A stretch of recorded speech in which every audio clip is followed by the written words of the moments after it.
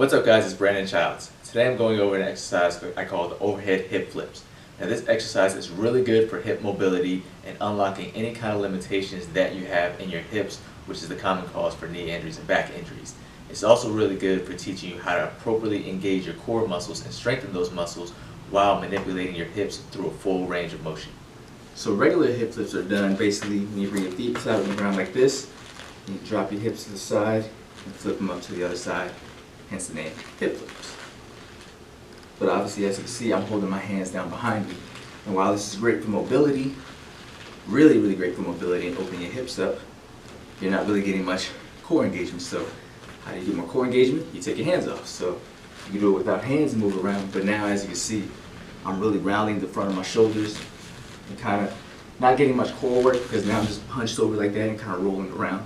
I'm not really getting any kind of ab engagement. So the way you turn this into an ab exercise as well as a hip open upper, for lack of better words.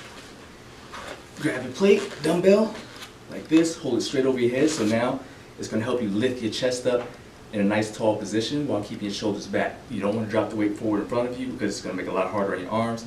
You don't want to turn this into an arm exercise. Keep that weight above your head as best you can. Put the feet down so your chest is up, pelvis is up in front.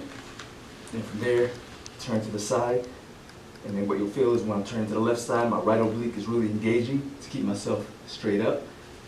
Then you lift up, and you'll feel it all through your abs as you roll to the other side. Keeping your chest up as high as you can, really working this other oblique now. Try your best not to let the weight fall to the side of you.